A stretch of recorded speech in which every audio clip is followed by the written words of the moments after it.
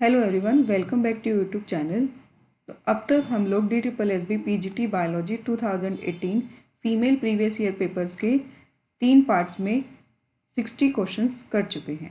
अब तक अगर आपने वो वीडियोस नहीं देखी है तो लिंक जो है मैंने डिस्क्रिप्शन बॉक्स में दे दिया है, वहाँ से आप लोग देख सकते हैं।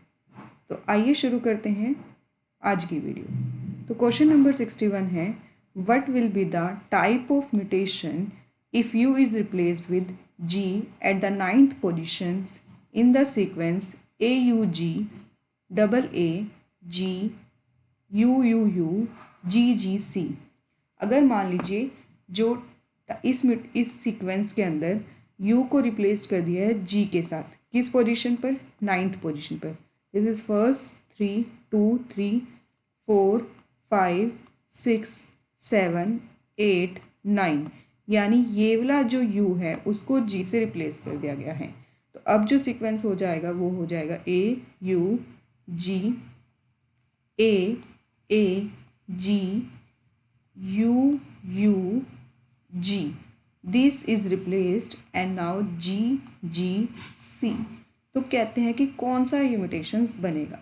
जैसे कि आप लोग जो जानते हैं जेनेटिक कोडॉन्स ट्रिपलेट्स के अंदर पढ़ा जाता है।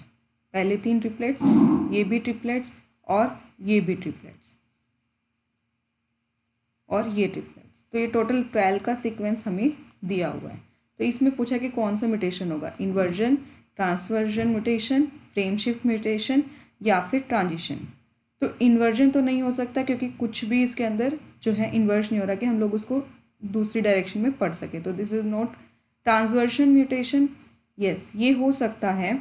ट्रांसवर्शन का मतलब क्या होता है कि जब प्यूरिन या तो पिरामिडिन से रिप्लेस कर दिया जाए या पिरामिडिन प्यूरिन से रिप्लेस कर दिया जाए। तो इसके अंदर क्या हो रहा है, यू क्या है, एक पिरामिडिन कोडोन नाइट्रोजनस बेस है, और जी क्या है, एक प्यूरिन जो है नाइट्रोजन बेस है। तो पिरामिडिन को किससे रिप्लेस कर दिया गया है, प्यूरिन से। तो ये कैसा म्यूटेशन हुआ, transversion. Yes, this is the answer कि ट्रांसवर्शन म्यूटेशन होगा। फ्रेम शिफ्ट म्यूटेशन क्यों नहीं होगा, क्योंकि हम लोग अभी भी 3 कोडोन में वैसे ही पढ़ पा रहे हैं। ऐसा नहीं है कि इसको जी को डिलीट कर दिया। फ्रेम शिफ्ट म्यूटेशन कब होता है, या तो एक या 2 कोडोन इंसर्ट किए जा रहे हो या डिलीट किए जा रहे हो। इंसर्ट या डिलीट करने पर 1 या 2 कोडोन को, 3 कोडोन अगर जाता है तब भी फ्रेम शिफ्ट म्यूटेशन नहीं होता। और ट्रांजिशन क्या होता है, प्यूरिन को प्यूरिन से या फिर पिरामिडिन से जब रिप्लेसमेंट होता है तो उसको हम लोग बोलते हैं ट्रांजिशन म्यूटेशन।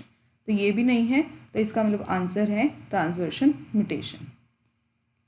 नेक्स्ट क्वेश्चन है, which of the following is a process where either of parental chromosome is modified by methylation to effects its phenotypic expression.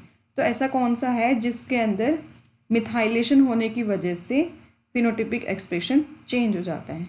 Autosomal no, इसके अंदर नहीं होता, मिथाइलेशन नहीं होता, इसमें तो क्रोमोसोम नंबर ही चेंज होता है, that is autosome chromosome number.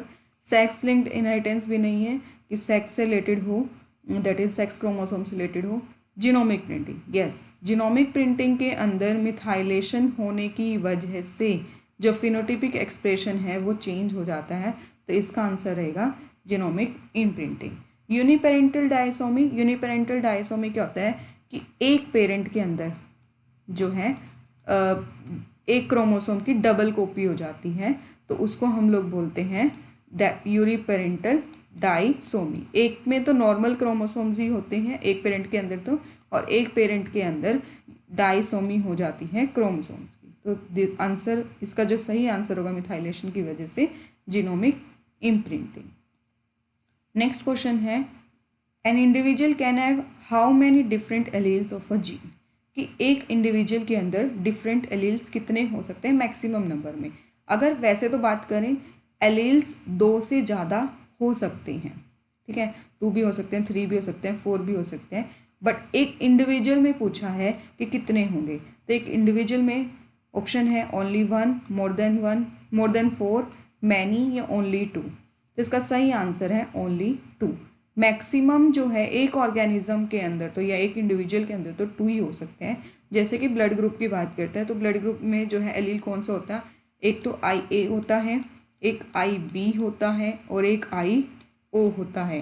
ठीक है। लेकिन एक इंडिविजुअल की बात करें तो उसमें तो दो ही होते हैं, या तो IA या उसके साथ IO का कॉम्बिनेशन हो, या IB का कॉम्बिनेशन हो, मतलब किसी भी तरह से कॉम्बिनेशन हो, उसके पास हमेशा जो है दो ही होंगे, कभी भी तीन जो है नहीं हो सकते। तो आंसर रहेगा ओनली 2। नेक्स्ट है the DNA damage check points work at which of the following stage at the cell cycle event. ठीक है, this is the statement wrong हुई है यहाँ पर, तो यहाँ पर सेल साइकिल इवेंट आएगा। तो ऑप्शन है S and G2 phase, G1 and S phase, G1S and G2 phase, या फिर ओनली S फेज। तो इसका करेक्ट आंसर है G1S एंड G2 फेज। इन तीनों ही फेजेस के ऊपर चेक पॉइंट बने होते हैं जो कि चेक करते हैं कि DNA कहीं पर डैमेज तो नहीं हुआ है। नेक्स्ट क्वेश्चन है what is the term given to a chromosome aberrations. Aberration का मतलब होता है कमी या फिर कुछ problem. Where is segment of chromosomes turned around 180 degree within a chromosome including centromere. ठीक है, तो इसने कहा है कि अगर मान लीजिए एक क्रोमोसोम ऐसे था, इसके ऊपर यहाँ से बना हुआ था, तो यहाँ पर क्रोमोसोमल एब्रिएशंस हो गया, तो इसमें 180 डिग्री चेंज हो गया है। 180 डिग्री मतलब है कि मान लीजिए AB ये सेंट्रोमियर है, CDE, तो जो इसका एब्रिएशंस होगा, और यहाँ पर मान लीजिए F। ठीक है, तो अब क्या हो सकता है, ADE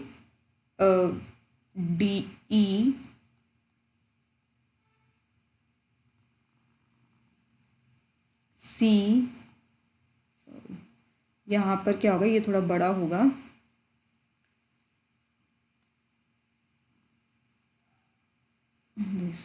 AEDC, और यहाँ पर आ जाएगा B, और यहाँ पर तो नॉर्मल रहेगा। मतलब ये जो पार्ट होगा वो 180 डिग्री, जो इसके अंदर सेंट्रोमियर है वो होना ही चाहिए। तो उस क्रोमोसोमल एब्रिएशंस को क्या कहते हैं, जिसके अंदर क्रोमोसोम भी हो और वो 180 डिग्री चेंज हो जाए, तो इसको क्या लोग बोलेंगे, इसको क्या जो है एब्रिएशंस को क्या बोलेंगे, पैरासेंट्रिक इन्वर्जन, डाइसेंट्रिक इन्वर्जन, पेरिसेंट्रिक इन्वर्जन, या फिर एसेंट्रिक इन्वर्जन। पैरासेंट्रिक में तो सेंट्रोमेयर इन्वॉल्व नहीं होता, राइट, सेंट्रोमेयर इन्वॉल्व नहीं होता, तो यहाँ पर तो नहीं आएगा। डाइसेंट्रिक इन्वर्जन में इसके अंदर सेंट्रोमेयर तो इन्वॉल्व होता है, बट यहाँ 180 डिग्री का चेंजेस नहीं होता है। पेरिसेंट्रिक में 180 डिग्री भी इन्वर्जन होता है एंड साथ ही साथ में सेंट्रोमेयर भी होता है, तो इसका सही आंसर होगा पेरिसेंट्रिक। और एसेंट्रिक में बात करें तो इसके अंदर इन्वर्जन होते वक्त सेंट्रोमेयर इन्वॉल्व नहीं होता, तो इसका सही आंसर रहेगा पेरिसेंट्रिक इन्वर्जन। नेक्स्ट क्वेश्चन है question number 66। What is the most apparent change traced during evolutionary history of homo sapiens. कि कौन सा सबसे ज़्यादा अपेरेंट चेंज देखा गया था in the evolutionary history of homo sapiens. Walking upright, shortening of जाज, लॉज ऑफ बॉडी हेयर्स, या remarkable increase in brain size. तो इसका सही आंसर है remarkable increase in brain size. Brain size के में जो है काफ़ी ज़्यादा डिफरेंस देखने को मिला था। नेक्स्ट क्वेश्चन है अगर अगर is obtained from which of the following. अगर अगर हमें किससे मिलता है, ऑप्शन है सार्गासम, लेमिनेरिया, जेलिडियम, या फ्यूकस। तो अगर अगर है दो रेड एल्गी से मिलता है, जेलिडियम एंड ग्रेसिलेरिया। इसका सही आंसर होगा जेलिडियम। नेक्स्ट क्वेश्चन है which of the following is a multiple fruit. Options are pineapple, tomato, apple, या मैंगो। तो pineapple is a multiple fruit. Next question है the rate of transpiration will be maximum in which of the following condition. कि rate of transpiration कब maximum होगा, कौन सी conditions में। Options हैं both soil and atmosphere are dry, soil is wet and atmosphere is humid, soil is dry and atmosphere is humid, soil is wet and atmosphere is dry। देखो rate of transpiration क्या है, loss of water from the surface of leaves, right? This is the loss of transpiration that is from the stomata और lenticels. तो अगर हम बात करें transpiration maximum कब होता है, जब एब्जॉर्प्शन फ्रॉम द रूट्स हो. ट्रांसपिरेशन मैक्सिमम कब होगा, absorption of roots of water from roots is maximum. ठीक है, वाटर के लिए एब्जॉर्प्शन भी होनी चाहिए. ठीक है, तो उस अगर वाटर एब्जॉर्प्शन करेगा सॉइल से तो सॉइल को क्या होना चाहिए, वेट होना चाहिए. तो एक तो ऑप्शन देखना है कि सॉइल जो है वेट होनी चाहिए. पहली बात तो ये ड्राई है तो ये ऑप्शन गलत हो जाएगा. सॉइल इज़ वेट, ये में भी हो सकता है सॉइल इज़ ड्राई, ये ऑप्शन भी कैंसिल हो जाएगा. अब हमें देखना है कि एटमॉस्फेयर ह्यूमिड होगा या ड्राई होगा. अब एटमॉस्फेयर में पानी की कमी होगी. हमेशा चीज़ें क्या होती है, high pressure to low pressure चीज़ें मूव करती है, या high concentration to low concentration move करती है. अब सॉइल में कंसनट्रेशन ज़्यादा होगी. एटमॉस्फेयर ट्रांसपिरेशन क्या होता है, loss of water vapour in the atmosphere. तो एटमॉस्फेयर जो है वहाँ पर वाटर की कंसनट्रेशन कम होनी चाहिए. ह्यूमिड का मतलब होता है वाटर की कंसनट्रेशन अच्छी खासी वहाँ पर प्रेजेंट है. ठीक है, तो अगर वहाँ पर पहले ही वाटर होगा तो ट्रांसपिरेशन नहीं होगा. तो लॉर्ड एटमॉस्फेयर शुड बी ड्राई. तो soil should be wet and atmosphere should be dry for the maximum transpiration. इसलिए करेक्ट आंसर होगा 4th. नेक्स्ट क्वेश्चन है, which of the following is the first carboxylation product of the C3 plant. C3 plants के अंदर कौन सा जो है first carboxylation product होगा. ठीक है, तो इसके अंदर अगर हम बात करें तो ये इसमें आंसर होगा, ऑप्शंस हैं oxaloacetic acid, it is a 4 carbon का product. Phosphoglyceraldehyde, it is also 3 carbon product. 3 phosphoglyceric acid, 3 carbon, and malic acid, it is 4 carbon. तो इसका सही आंसर होगा 3 phosphoglyceric acid, that is 3PGA. तो इसके अंदर फर्स्ट जो प्रोडक्ट होता है वो 3 कार्बन का होता है और इसको बोलते हैं हम glyceric acid, not aldehyde. Glyceric acid आगे जाके ग्लिसरल्डिहाइड में कन्वर्ट होगा, लेकिन फर्स्ट प्रोडक्ट जो बनता है वो बनता है stable product 3 phosphoglyceric acid. Next question है, which of the following is a sex influence trait. Sex influence trait का मतलब होता है जो देखकर होता है कि मेल में होगा या फीमेल में होगा. अगर मेल हॉर्मोन्स प्रेजेंट है तो वहाँ पर हो सकता है, या फिर फीमेल हॉर्मोन्स की वजह से हो सकता है. मतलब डिपेंड करेगा कि मेल के अंदर होगा या फीमेल में होगा, तो वो इस बेसिस पर होता है. हीमोफेलिया ये देखकर नहीं होता है कि मेल में प्रेजेंट है या फीमेल में. एक्रोमडेंशिया भी नहीं होता. बार्डनेस ये होता है गंजापन. ठीक है, इसको क्या बोलते हैं, गंजापन. एल्ब्यूमिनस ये स्किन डिजीज लाइक है. तो इसका सही आंसर है बार्डनेस. बार्डनेस जो है वो अगर मेल हॉर्मोन्स रिलीज हो रहे हैं, टेस्टोस्टेरोन जब होता है तो उसकी वजह से ज़्यादा रिलीज होने की वजह से बार्डनेस आ जाता है. तो ये ज़्यादातर मेल के अंदर पाया जाता है, फीमेल के अंदर ये नहीं पाया जाता. तो it is sex influence trait, that is baldness.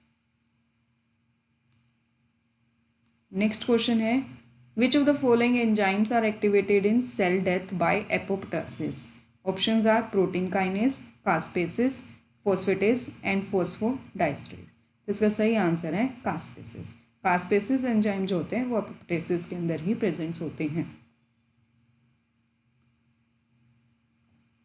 Next है, in Hardy Weinberg population what will be the frequency of individual with genotype AA if the frequency of allele small a is 0.3.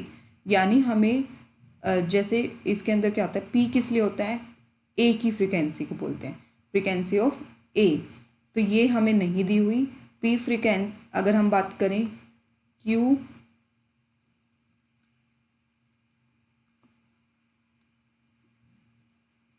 Hardy-when का principal होता है P plus Q whole square, P square plus Q square plus 2PQ is equal to 1. ये हमारा Hardy-Weinberg principal होता है. तो P जो है हमें नहीं दी गई है. P हमें निकालना है, यानी AA हमें जो है निकालना है. Q हमें दिया गया है जो कि फ्रिक्वेंसी होती है ALL जीन की, और ये कितनी दी हुई है 0.3. ठीक है, तो यहाँ से अगर हम निकालें एक साथ में फॉर्मूला होता है P plus Q is equal to 1, ठीक है। जैसे यहाँ से निकल जाएगा P plus Q square is equal to 1, तो वो भी स्क्वेयर उधर जाएगा तो P plus Q is equal to 1 हो जाएगा।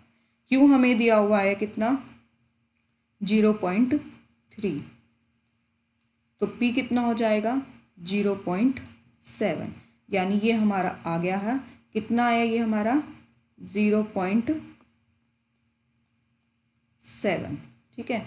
अब हम देखते हैं कि आगे कैसे निकलेगा। हमें क्या निकालना है PP, यानी P स्क्वेयर हमें निकालना है। P square plus Q square plus 2PQ is equal to 1।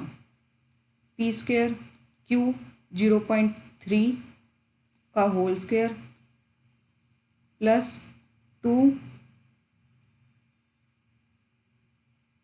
Into 0.7 into 0.31। अगर इसको सॉल्व करते हैं तो P स्क्वेयर कितना आ जाएगा 0.49। नहीं तो हम यहाँ से भी निकाल सकते हैं, P हमारा 0.7 आ गया है, उसके बाद इसी को P स्क्वेयर कर दो, 7 7 49, तो आ जाएगा 0.49, राइट। तो answer will be the 0.49।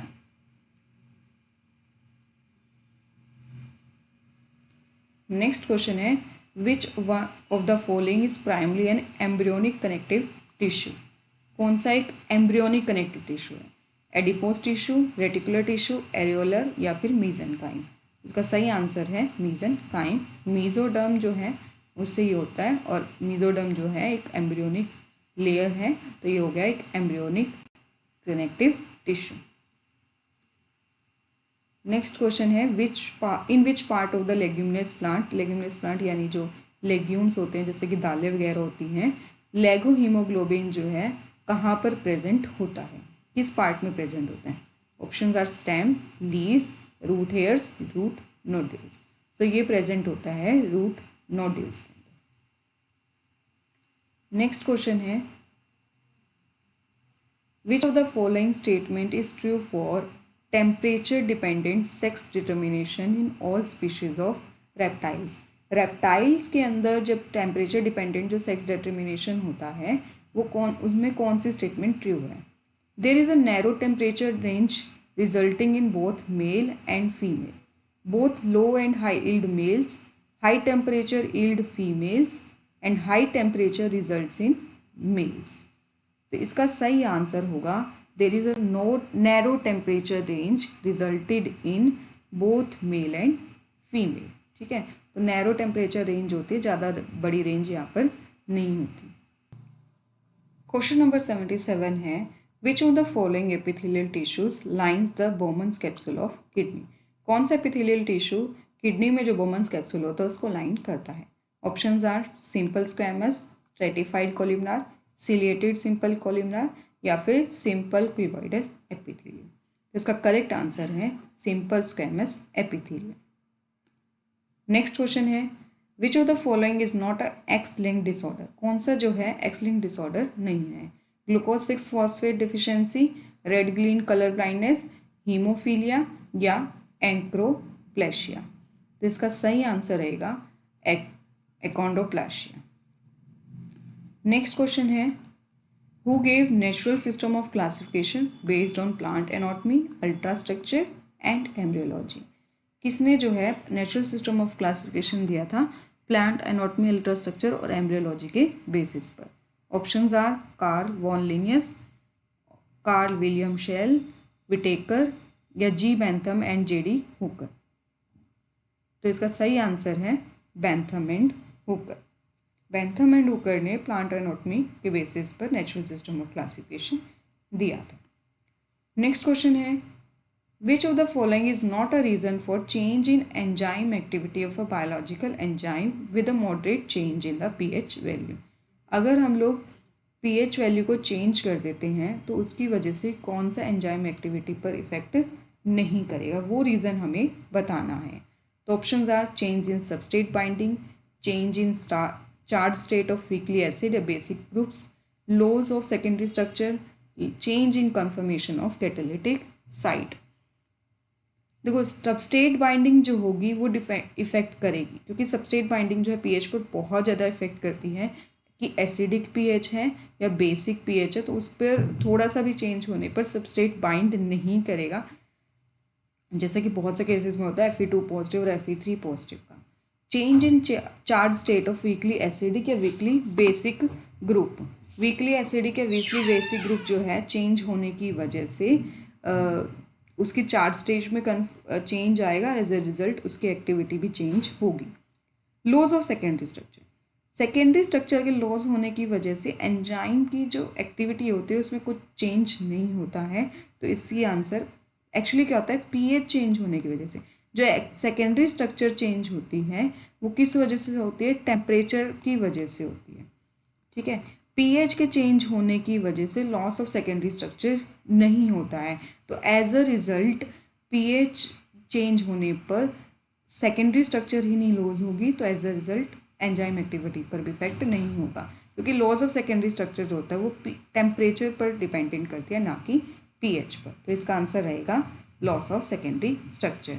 Change in confirmation of catalytic site, ये भी पीएच के ऊपर डिपेंडेंट होती है, क्योंकि एसिडिक पीएच है या फिर बेसिक।